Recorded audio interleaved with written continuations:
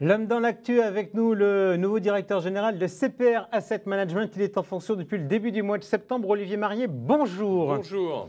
Alors, première question, on va parler de CPR Asset Management, mais on va parler de vous aussi. Allez, pourquoi avoir accepté le challenge et pourquoi avoir dit oui? D'abord parce que CPR Asset Management, c'est une très belle marque, c'est une très belle maison. Et puis, en plus, ça fait partie d'un groupe qui est une superbe success story ces 10 dernières années, qui est le groupe Amundi. Donc, c'était difficile de refuser. Alors, vous parlez de success story concernant Amundi. Vous venez du groupe AXA, où vous avez passé une très grande partie de votre carrière. Ça a été une success story, AXA. Il y a de cela quelques années. On se rappelle tous de tout le travail qui avait été fait à l'origine par Claude Bébéar. Votre parcours il est quand même plutôt marqué par le monde de l'assurance que par le monde de l'asset management. Qu'est-ce que vous dites que vous allez pouvoir apporter? Alors, l'asset management, j'en ai fait aussi chez AXA, parce que j'étais chez AXA IM, j'ai été aussi le président d'Architas, qui est la société de multimanager d'AXA, donc j'ai fait pas mal d'asset management. Moi, mon parcours, il est marqué par d'abord le client, la distribution, donc la compréhension des enjeux du client, des enjeux des distributeurs. Et je pense qu'aujourd'hui, dans le monde de l'asset management, avoir cette approche-là et la mettre en place, je pense que c'est un vrai plus, évidemment en connaissant le métier. Ça veut dire quoi? Ça veut dire que finalement, il faut ranger au placard les bonnes vieilles approches où on disait on va faire des allocations d'actifs en mettant de la France, de l'international, du Japon, etc. Ça, c'est plus audible pour le client? Moi, je pense que le client, ce qu'il dit depuis un certain temps, il dit d'abord... Au début, c'était « j'ai envie de savoir ce que je peux gagner et j'ai envie de savoir ce que je risque ». Ensuite, il a dit « j'aimerais bien comprendre dans quoi j'investis ». Ensuite, il a dit « j'aimerais aussi ne pas investir dans des choses auxquelles je ne crois pas ».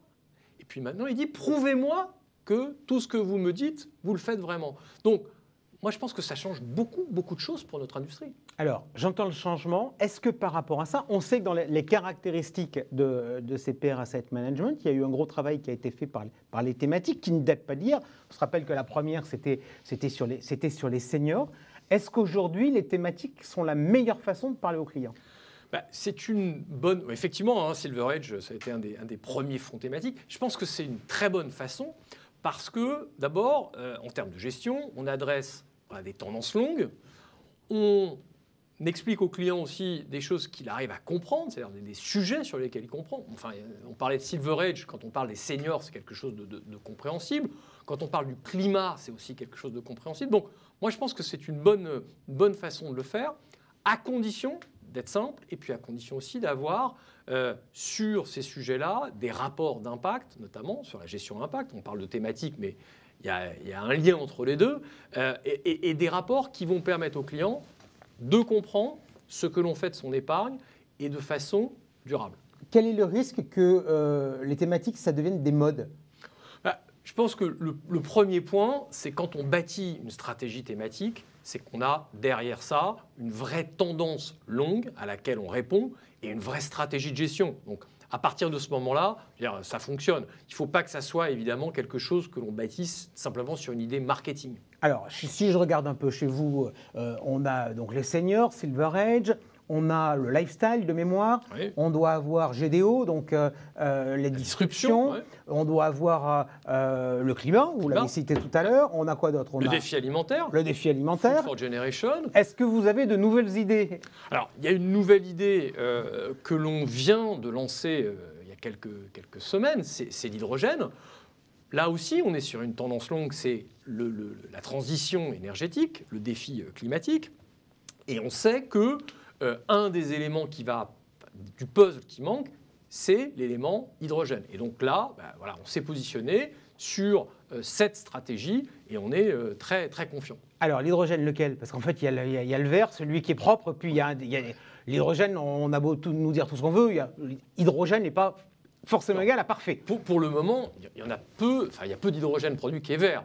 Voilà, donc nous, on s'inscrit dans une tendance longue pour accompagner justement sur toute la chaîne, c'est-à-dire la fabrication de l'hydrogène, le transport, le stockage, l'utilisation et accompagner cette transition. J'entends la demande client, la facilité pour le client de lui présenter des produits thématiques qu'il va comprendre, sur lesquels il va se dire c'est effectivement quelque chose qui m'intéresse et auquel il va adhérer. Je voudrais maintenant vous interroger sur le sujet de l'ESG. C'est l'une des marques de fabrique de CPR Asset Management. Est-ce que la demande client est aussi importante que ça quand on pense au retail? Je mets de côté la partie institutionnelle.